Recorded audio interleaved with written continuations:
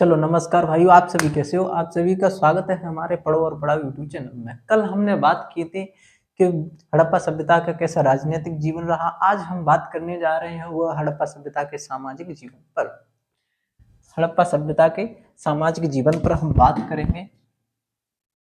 हड़प्पा हड़प्पा में एक हेडिंग है सामाजिक सामाजिक जीवन पर हम चर्चा करेंगे। ऐसा देखा जाता है हमेशा से, यदि हमको पुरातत्व को द्वारा जो साक्ष्य मिले उनके द्वारा, यदि साक्ष्य न मिलते तो हम हड़प्पा सभ्यता की खोज में जो सामाजिक जीवन का पता लगाने के लिए भी अक्षम रह जाते।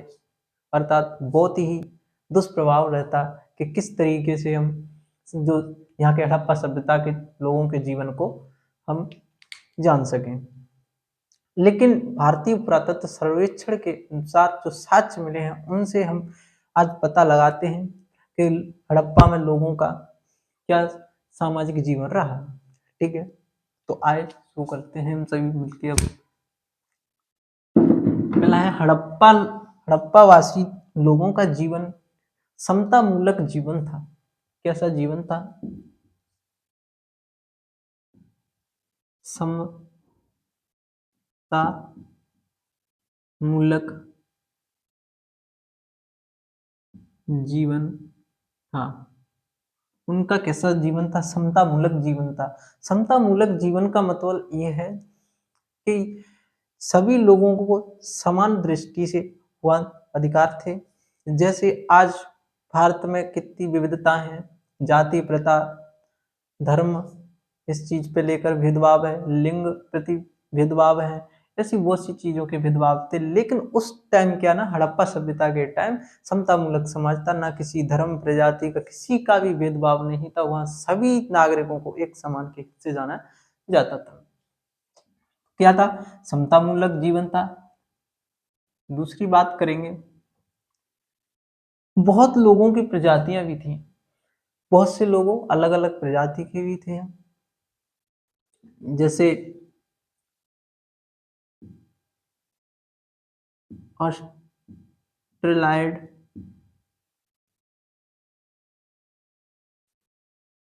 भूमध्य सागरी,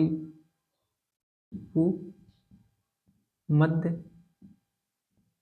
सागरी प्रजाति के व्यक्ति, मध्य मंगोल मंगोल मंगोलाइड मंगोलाइड। चौथा है अपना भूगोल भूमध्य सागरी, मंगोलाइड। एक था अल्पाइन अल्पाइन था। बहुत से लोगों की प्रजातियां यहाँ पर अलग अलग लोग प्रजाति के थे। तो कौन थे? ऑस्ट्रोलाइड, ठीक है, भूमध्य सागरी थे, मंगोलाइड थे और अल्पाइन थे। अब समाज में देखे तो 4 वर्गों में विभाजित था। समाज समाज 4 वर्गों में विभाजित था यहाँ पर। एक तो बुद्धिमान बुद्धवान बुद्धवान, ठीक है, और एक युद्धा युद्धा, और एक देखेंगे व्यापारी व्यापारी, एक देखें तो श्रमिक। समाज मुख्यतः 4 वर्गों में ही विभाजित था। एक तो बुद्धिमान था, योद्धा था, और कौन था? व्यापारी था, श्रमिक भी था। ठीक है, अब जो लोग समाज वर्ग, और ये सामाजिक वर्ग 2 वर्गों में विभाजित था। सामाजिक वर्ग कितने 2 भागों में विभाजित था। एक था राजाशाही और दूसरे व्यक्ति थे सामान्य वर्ग के। सामान्य वर्ग के व्यक्ति थे दूसरे। कौन कौन से थे? दो भागों में विभाजित था, राजाशाही और सामान्य वर्ग। राजाशाही कहाँ रहते? पश्चिम पश्चिम के ऊपरी क्षेत्र में रहते थे, और जो सामान्य वर्ग के व्यक्ति थे वो पूर्व में नीचे नगरीकरण के में रहते थे। अब यहाँ से जो बात होती है हमारी कि इस प्रकार का शासन रहा इनका, तो हम एक और चीज पर बात करेंगे। हम यहाँ क्या है? मात मृद मृद मृण मूर्तियां, मृण मूर्तियां साक्ष्यों से पता चलता है कि यहाँ स्त्रियों की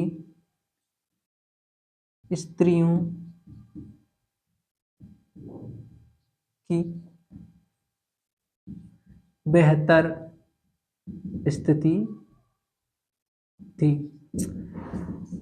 कैसे पता चलता है? मृद मूर्तियों से, साक्ष्यों से हमें यह पता चलता है कि जो हड़प्पावास में, जहाँ हड़प्पा नगरी में स्त्रियों का भी एक समाज में अच्छा बेहतरीन समाज रहा था। क्या रहा था? अच्छा ही उनका एक पहलू रहा था समाज में। बोला जाए नारी को एक अच्छा सम्मान रहा था हड़प्पा सभ्यता में। आप देखेंगे कि मध्यकाल में नारी को कितना पर्दा था, कितना संघर्ष था, उसे सिर्फ वस्तु की तरह ही उपयोग किया जाता मध्य इतिहास में। अब बात करते हैं, मूर्तियां साक्ष्य से पता चलता है यहाँ स्त्रियों की बेहतर स्थिति थी। ठीक है, अब बात करते हैं कि हड़प्पा लोगवासी जो व्यक्ति थे वो क्या है कि आक्रमण को अधिक तरह श्रेष्ठ न मानते हुए सुरक्षा को अच्छी तरह से श्रेष्ठ मानते थे।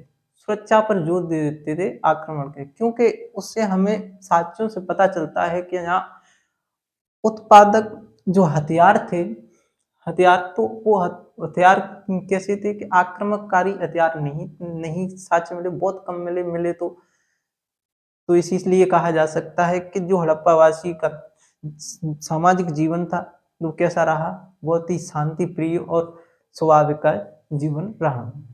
अब यहाँ से हम बात करेंगे सामाजिक जीवन के बाद आर्थिक जीवन की बात करते हैं। क्या आर्थिक जीवन था उनका?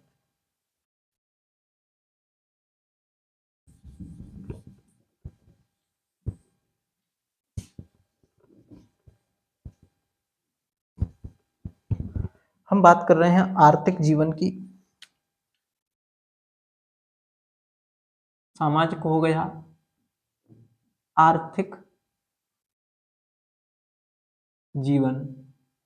आज बात कर रहे हैं हम आर्थिक जीवन पर। सामाजिक जीवन की हमने बात कर ली थी। आर्थिक जीवन में हम सबसे पहले यहाँ देखते हैं कृषि। हड़प्पा लोगों में कृषि।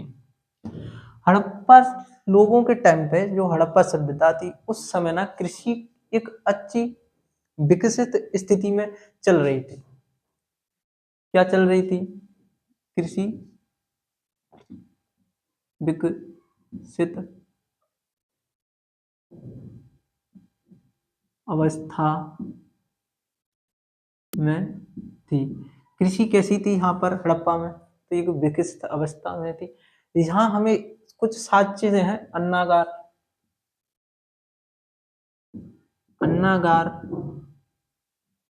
से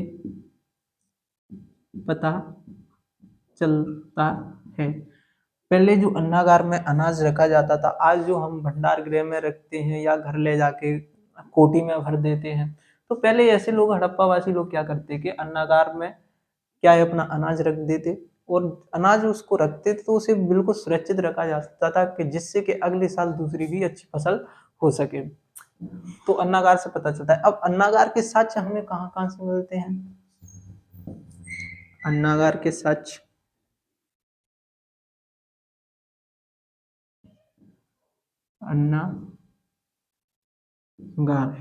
अन्नागार देखे तो हमें चार मुख्यतः जगहों से इनके साक्ष्य मिलते हैं।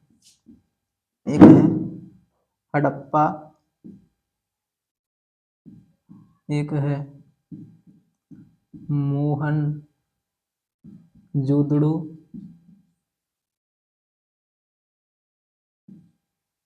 मोहनजोदड़ो, एक है कालीबंगा,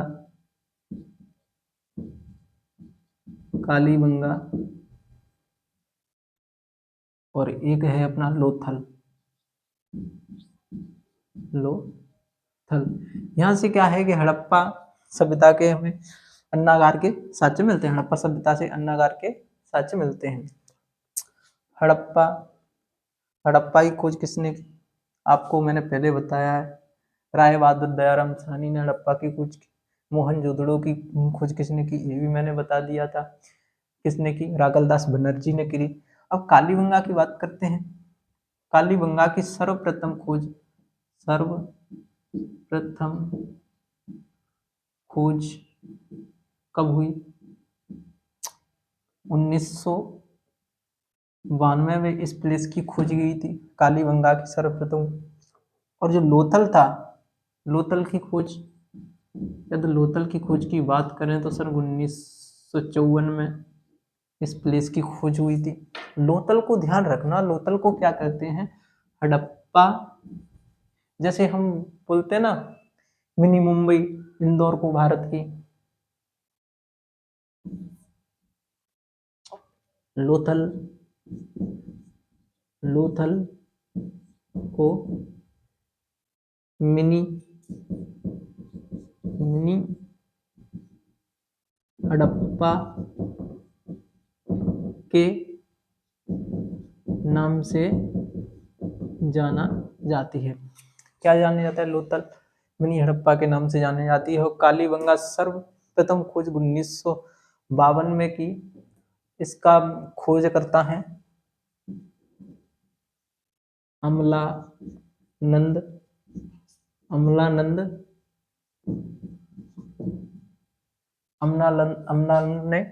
अमलानंद ने घोष ने इसकी कालीबंगा की खोज की, सर्वप्रथम खोज की थी। मोहनजोदड़ो में राकलदास बनर्जी ने, राकल दास बनर्जी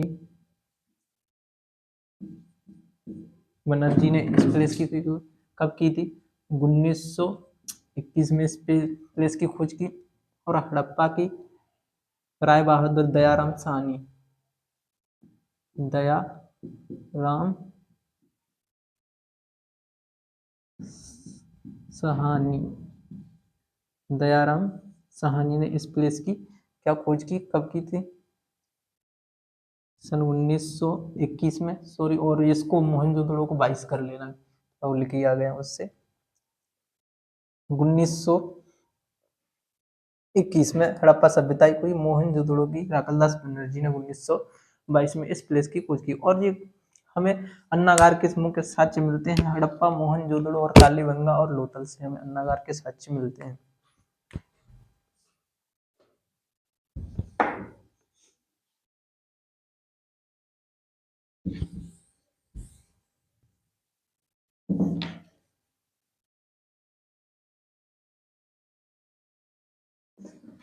अब देखा जाए तो जो कृषि की फसल थी, कृषि की फसल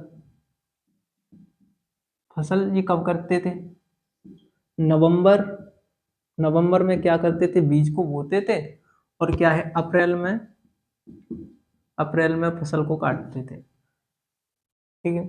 आज हम हाइब्रिड बीजों की वजह से खरीफ, रबी सभी शरद ऋतुओं में और ग्रीष्म ऋतु में भी फसल कर लेते हैं, लेकिन पहले हाइब्रिड बीज ना होने और फिर मौसम में परिवर्तन के कारण हम पहले इस चीज को नहीं कर पाते थे। लेकिन अब क्या है कि समय के अनुसार मौसम परिवर्तन हो गया, तो अब हाइब्रिड बीज भी हो गए, तो अब कृषि हर मौसम में की जा सकती है। कृषि में क्या थे? अप्रैल। अब जो कृषि में जो फसल उगाते थे वो राई, सरसों, तरबूज, खरबूज और आदि फसल भी उगाते थे। लेकिन इस ध्यान रखने वाली चीज क्या है? ध्यान रखने वाली चीज है कि यहाँ पर ना जो दाल दाल व ईख, ईख मतलब गन्ना, गन्ना के साक्ष्य नहीं मिलते। कौन सी फसल? दाल व की गन्ना के साक्ष्य हमें यहाँ से नहीं मिलते। ठीक है, हड़प्पा सभ्यता से। और बात कर लेते हैं जो कृषि में हमें चावल की खेती की जाती तो तक कहाँ की जाती थी? गुजरात, गुजरात व संभवतः हो सकता है राजस्थान से,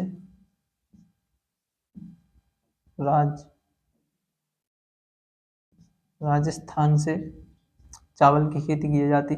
क्योंकि राजस्थान में संभवतः अंदाजा हम क्यों लगा रहे हैं कि कालीबंगा में जो राजस्थान में जुते हुए खेत के हमें क्या प्लेस मिले थे। ठीक है, इसीलिए हम अंदाजा लगा सकते हैं। ठीक है, क्या मिले? काली बंगा, कालीबंगा में जुते हुए खेत के साक्ष्य हमें मिलते हैं। कहाँ? कालीबंगा में जुते हुए खेतों के क्या है, हमें साक्ष्य मिलते हैं। और मेहरगढ़, मेहरगढ़ एक ऐसा प्लेस है जो विश्व में सर्वप्रथम कपास के साक्ष्य मिलते हैं। तो मेहरगढ़ में मिलते हैं कि विश्व में सर्वप्रथम जो फसल कपास की गई थी, विश्व में सर्वप्रथम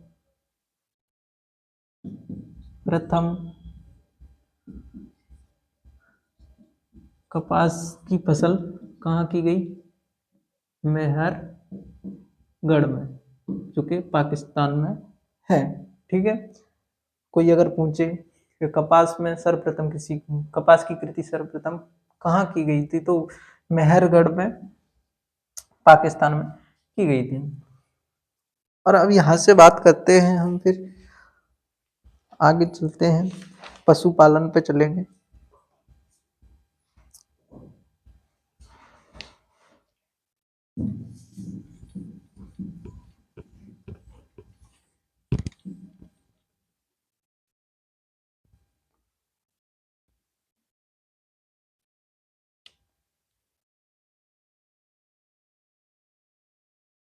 पशुपालन आर्थिक जीवन में ही आते हैं। कृषि के बाद पशुपालन, हड़प्पा लोग के क्या पशु का भी पालन करते थे, जैसे बैल, गाय, बकरी, भेड़, कुत्ता,